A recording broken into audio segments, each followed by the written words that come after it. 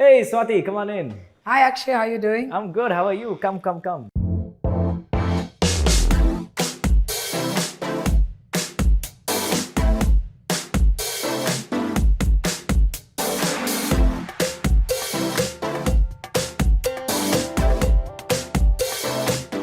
Tell us a little bit about the space. When did you move in here? And designing the space, did you do it or did your wife do it? Yeah, it's a great question. I like how you framed it. My wife did do a lot of this. It's all her sensibility, but it matches who we are as people. And we're not very flashy, showy people. So, I think except for a couple of color pops, like in that painting behind you, it's just meant to be very simple and make you feel cozy and inviting.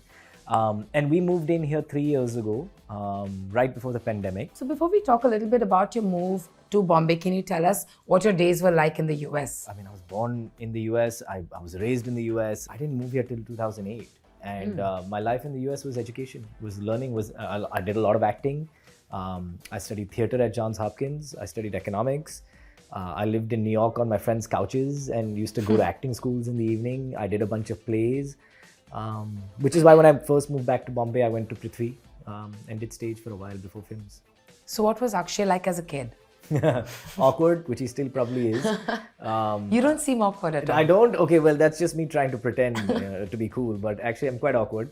I was very awkward and I didn't know where I fit in because I was growing up in New Jersey and I felt Indian growing up in America. I sounded different. I ate different food. So a lot of my life was confused and trying to fit in and finding a place. What was the reason for your move to Bombay? I decided very early I wanted to be an actor. And growing up in America, I looked around and I was like, in between the Tom Cruises and Brad Pitts of this world, मैं कहाँ fit होऊंगा यार? मेरा skin color ऐसा है, बात करने का style कुछ और है. We were very Indian at heart, very Indian in our thoughts. I wanted to act. I thought it would be very impossible in America. I mean, even today, most Indian actors, I particularly would get like a terrorist ka role or a cab driver ka role or a doctor ka, walk-in part. And then I remember I watched Kahuna Pyare and I saw Hrithik, Roshan on screen. I must have been 14 or 15 and I was like, yep, that's it. I'm gonna move to India and become a movie star. Like that was just it was like this epiphany moment. And then here I am doing a film with him, the universe is a weird place. And when you did tell your parents that you want to move to Bombay and become an actor, right? What was their reaction to that? It's funny, it's the only time I didn't struggle with them. It was very quick. It was very easy. I think my dad was just happy that I wanted to go to India. We spoke a lot about acting in the house. Like he would show me Guru Dutt's films, Bachchan Saab's films, Shammi Kapoor Saab's films. So somewhere I know he was also interested in acting. So I think for him it was like, yeah, okay, this makes sense, do it, study it, learn it as a craft. Don't chase the fame and chase popularity, chase the work, which is what I've been doing. Now, can we talk a little bit about your wife? How did you meet her? Jyoti and I met in New Jersey at a school called New York Academy in Livingston. It was a private school and we met as like teenagers. She always knew I had this dream of becoming an actor in India. And I moved in 2008 and she followed me in 2010 and luckily got a fantastic job that she loves at Dalberg and it helped us stay together. What was your son's reaction when he watched you in Fighter? Avyaan has never seen a movie in the theatres, so we took him to watch Fighter first day, first show. Actually the screening. He sat right next to me and he had those 3D glasses on and when I came on screen he was trying to like grab me and he kept like smiling over at me. But I'm sure he takes a lot of pride in you being on screen. Yeah, I don't think he doesn't know the struggle that it took to get there, right? He doesn't know the story of all the work I've done, of all the work that's kind of not worked. Yeah. So maybe one day my wife and I will have to explain that to him because he should know that story. You should know what all we did and, where we had no money and our ceiling used to leak and now we live here. I mean, that is something that even we would love to talk about. So before we talk about that, should we see some more spots in your house? Yes. I really love this painting and I would like you to take a guess as to what you think this painting is. Is it the forces of the nature? I see a lot of like green, the sun, the colors of a whole sky. I don't know. The water, the ocean. I like that one. That's interesting. But actually it's this. So, welcome to my house. It's a namaste. All right, so come, I'll show you down. Before we go there, can we talk about this? I love this corner. So this corner is been with us from our first home. It's like a bar, which we've turned into a table. Then we added these chairs. And there's something about furniture that's been with you for like 15 years that there is some comfort to it. So that's that. Okay. And you come down this way. There's a kitchen here. Should we make a pit stop at the kitchen? We should make a pit stop. Would you like some coffee now? Yes, please. I'd love that. Yeah, sure. I'd love to make you some coffee. Oh, I love the coffee station. Look at that. Yeah, look at that. You're truly a coffee lover. I'm a hardcore coffee lover. So my buddy Imran Khan, so he kind of started the obsession of coffee during the pandemic. So I never drank coffee my whole life. The problem with it is he introduces me to things and then I go really deep. It's just who I am. Measure my beans. Yeah. I use this grinder over here. Yeah. So while you make that, can I ask you a question? Of course. A little earlier, you spoke about your previous house, right? You said, I've had my share of struggles where probably we lived in a house where the ceiling was falling apart, right? Yeah. Can you tell us a little bit about your life or your house before you moved into this beautiful home? Yeah, so we've bounced around a few homes in the years that we've lived in Bombay. And each one you can see kind of our pay grade rising. The first place we lived was in Rizvi complex. And I don't know if you like the old Rizvi, like 10 years ago, all those buildings were pretty much dilapidated. Yeah. So it was like the only way to live in Bandra and not spend a fortune was to live in those buildings. Yeah, so the first house we lived in was like a 1.5 bedroom. Tiny place. We actually moved out of that house because like one day, I think like my wife was sleeping or something, luckily on the couch outside, and I was traveling for a shoot. And she was like watching TV and she fell asleep. And in the middle of the night, the ceiling just collapsed. What? And then we were like, all right, we got to get out of there. And then we moved to Khar, where our son was born. And that was also a 2-bedroom house. And then when Avyaan was about 2 or 3 is when we moved here. Okay, now let's talk a little bit about your first audition in the city. Oh man, what was really? that like? Yes, well, please. yeah, first here's your espresso. That looks lovely. Thank you. Yeah, look at that crema. You were talking about my first audition, which is a great segue to actually bring you into here. Yes. This is actually my wife's office. This may look a little narcissistic, but I did not do it. My wife did it. We're as like all an anniversary. allowed to, revel in our accomplishments. It's all good. So she made it a few years ago as like an anniversary gift. So it's not been updated.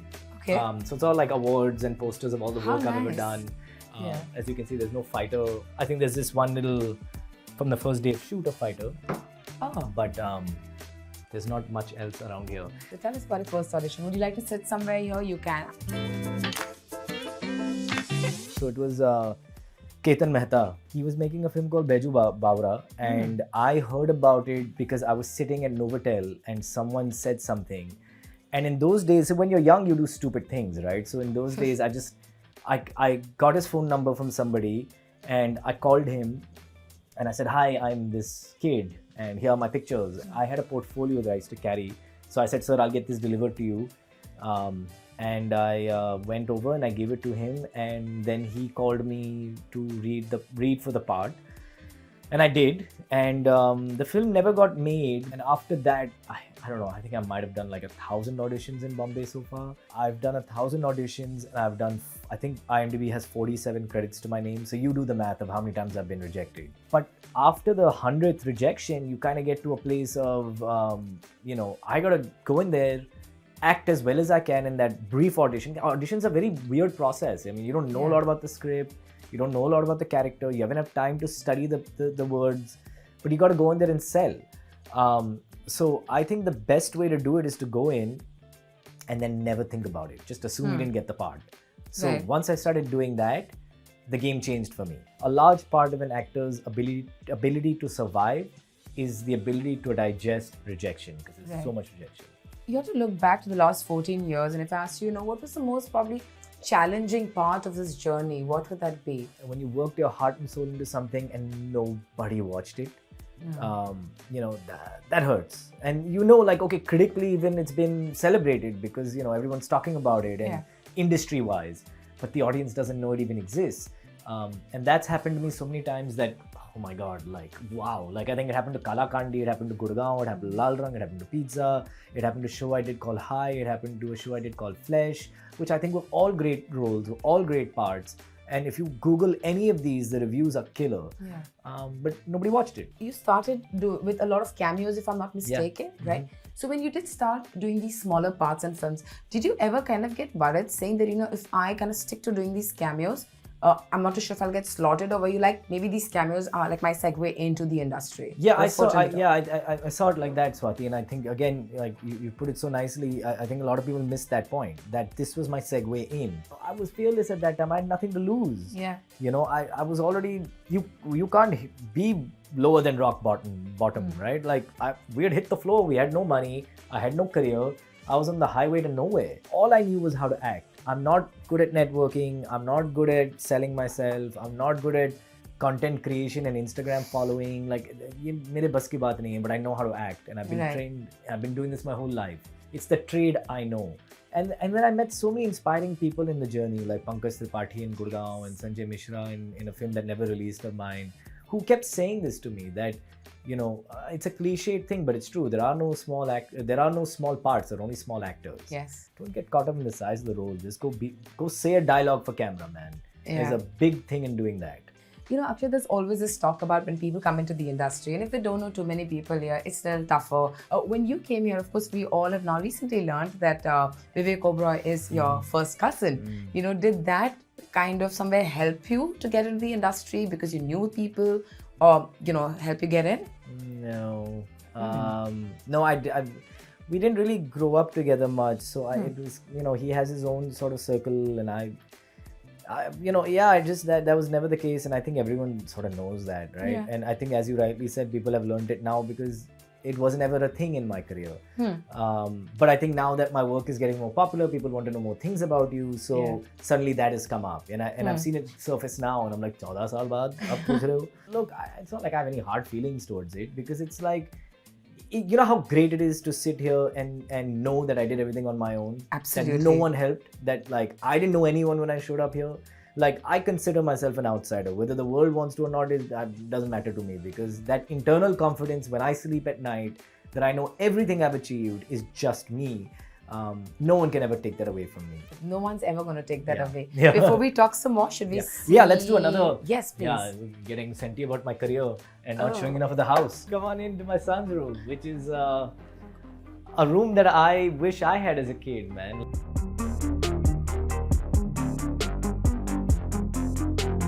Very interesting space. Yeah. How old is your son? He's 6. This is something my wife and I always wanted to do, was to like play the piano. I was just going to ask you, do you know how to play the I piano? have no idea how, but I think we're fulfilling our dreams through him. It's a lovely room, by the way. We can move to the next you. one if you like. Yes, come.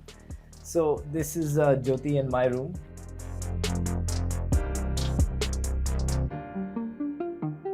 This is when Avyaan was a baby.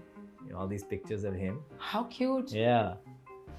Oh, look at him. Yeah, we read a lot, so there's always books around. Is that you and your wife during That the is wedding? me and my wife. That is our engagement. In fact. Okay. That is us in college. Sometimes we drink tea in the morning here. There's another point that I'd like to come back to. Earlier you mentioned about, I don't know how to sell myself. Yeah. And unfortunately, the world we live in, it's all about selling yourself, whether it's Instagram, whether it's social media, being packed, events. Can you do it? I have realized that I have to do it. I can't continue being like, no, I like my privacy, or I'm shy, which I am. I wish it was just about the work. If it could just be about the work, that would be amazing. I don't know if I can do it, but I'm going to try. In order to keep growing and fulfilling the ambition I have for my career, that is something I need to definitely improve on. Because, today, the world that we live in, it probably can be said that somewhere the popularity also translates into work. Would you agree? Absolutely. Today, if someone wins Big Boss, they might get a role, no kidding. Somebody who comes from somewhere and starts dancing and puts on reels on Instagram and has, I don't know, like 10 million followers, they'll get acting gigs. And in a way, I used to see that as annoying, because it's like, if I'm getting a surgery done, I want a doctor to perform it. Someone with the skill set should do the work. So that was my first thought. And now it's, more power to them. And I get the production houses that want to have a face that people know, because it's a risky business. People are putting crores of rupees They want a surety that it'll get eyeballs. Should we go to the next room now? Yes, come, I'll Let's show you to do the it. guest room, Quint.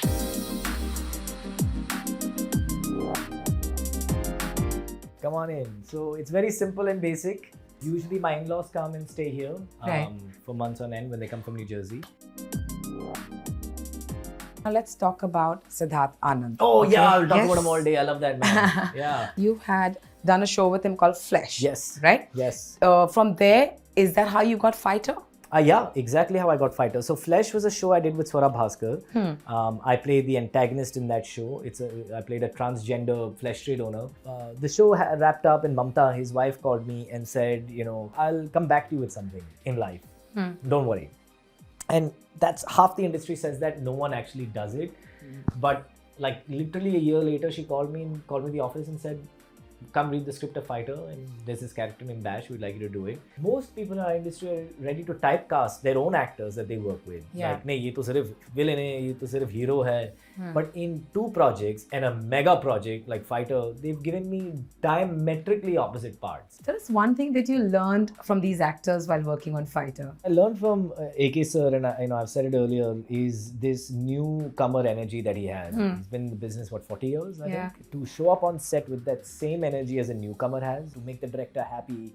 It's amazing how after 40 years and that many movies, he still has that. From Deepika, I've learned that she's a megastar, right? She's humongous. So I've learned how a person tries to be very real and authentic and not wear the cloak of like, I am mega star, and interacts with each person as a normal person. So deep respect for her. Yeah. And Hrithik, I think you understand that Hrithik Roshan is where he is because of how he is and who he is.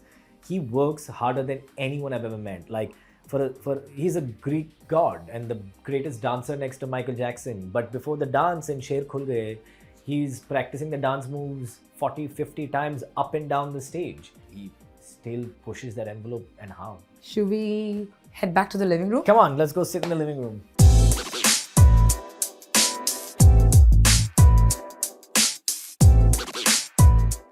What is the one thing that still kind of surprises you about the industry? How much people like to make a noise about themselves. I think that still surprises me. Some of the biggest of stars are still going out there doing things where I'm like, ye kya ho raha hai? So, and I'm not saying it from a judgment way. It's almost like, acha, if they are doing it, then there needs maybe that's the way to do it. I don't know, because everyone seems to make a lot of noise and splash and, And I also still get surprised about tip-offs, paparazzi tip-offs. I'm like, acha, this exists? Like, I feel so naive, I'm like, I never think about this stuff. Yeah.